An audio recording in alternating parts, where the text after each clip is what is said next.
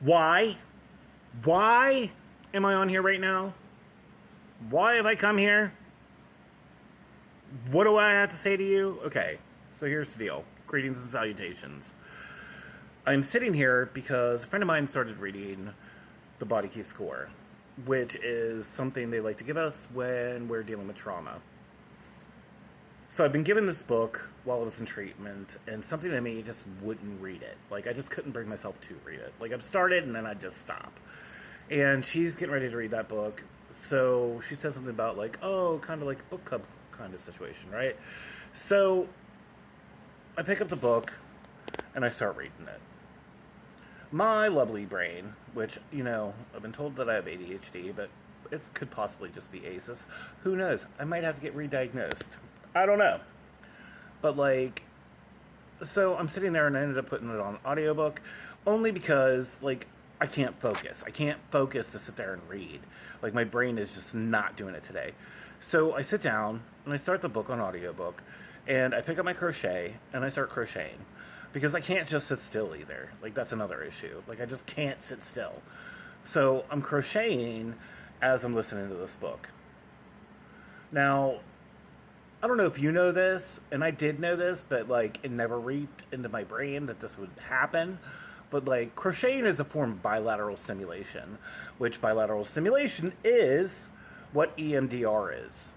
It's that therapy that I do that makes me sit there and bawl my eyes out and deal with all these memories that I have to deal with, but I don't want to, but I have to, right? In order to make me healthier. So, I'm listening to this story, okay? At first chapter, we're talking about Tom. Tom is a Vietnam War vet, and this doctor, he comes across him at the, oh my god, I'm brain dead. I'm not a vet, so it is, wherever their hospitals are, what are they called? I can't remember. So, he works for them, right? And he's in there and he's talking to Tom, and Tom's discussing, his fits of rage, all this stuff. And this is before they came up with the diagnosis of CPTSD, right? But Tom's an alcoholic. He doesn't want to be around his family because he's afraid that he's going to react and be violent. And he doesn't want to do that. He wants to be a good man. Tom is a lawyer. He worked really hard. He had a lot of issues that happened while he was in the war.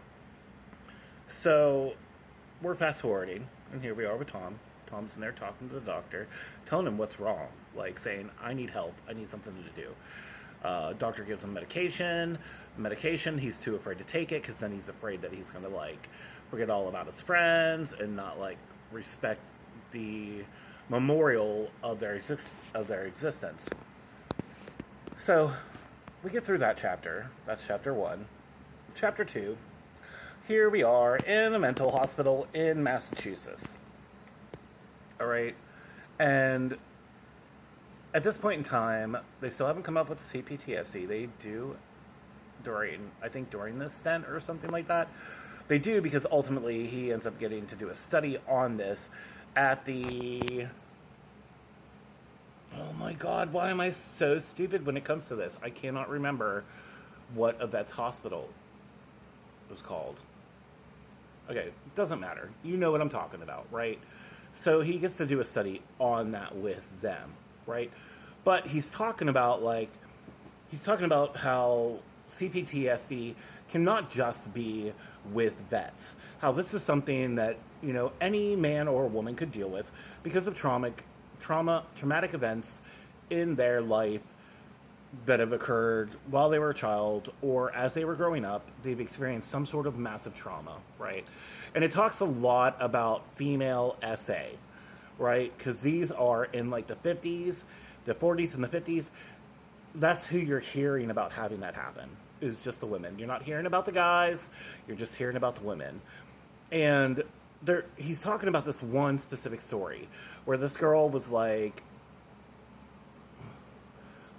a mafia boss's girlfriend or something, and she had refused to eat for over a week, and they decided to force feed her, which meant they had to take this tube and shove it down her throat and then feed her that way. This triggered something massive into my brain. Because what am I doing? I'm sitting there crocheting, listening to this story, and not EMDR, but the bilateral stimulation occurs. And here I am with my own memory, right? My memory's tapping in the front of my forehead. It's saying, hey, Jimmy, what's up? Let's talk. We're going to do this. We're going to experience, and you're going to deal with this trauma. And what it is from a moment whenever... So, I have a full ventral hernia, which means I have a pregnancy belly.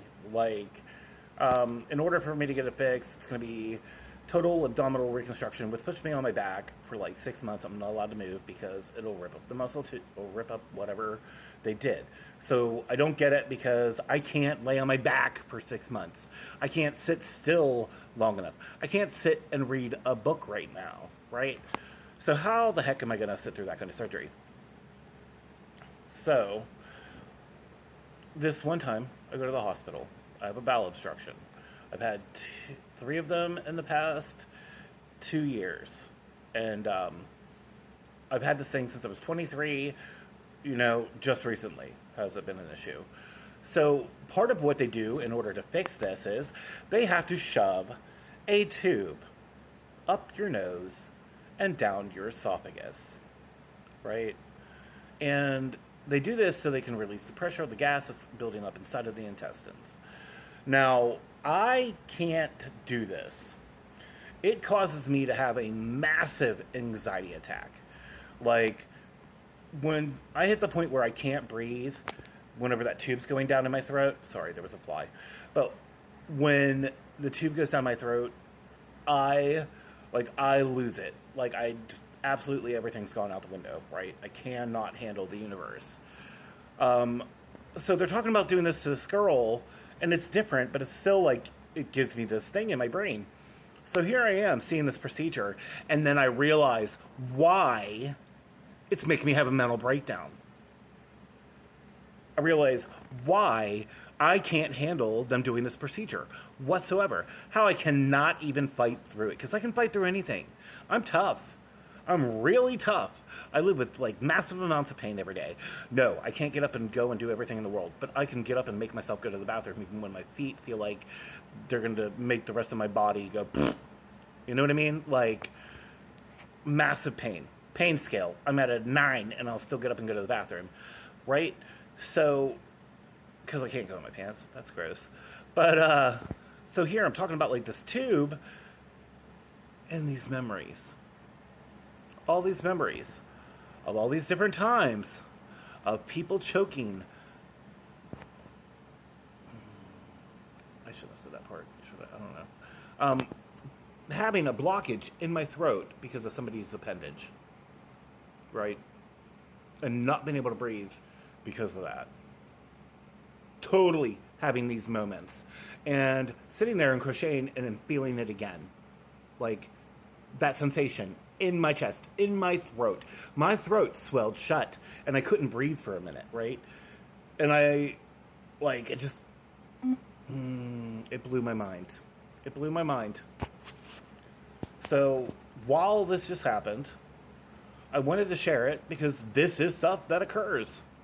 This is what happens to us when we're having traumatic issues. I'm trying to heal, right? I'm trying to heal here. And I'm still having these situations. I'm still dealing with these kind of things. I'm not saying that, it is what it is, because I'm going to talk to my therapist about it, and I'll get it worked out, and ultimately I'll be better. Do I want to get a tube shoved up my nose and down my throat? No. Hopefully I can deal with it better next time, though, because now I understand why I react the way I do. Hopefully I don't have to experience that, though. But I just needed to share that, because that's a reality. That's a reality. And there we go. Have a great day. Don't smoke crack. It's bad for your health.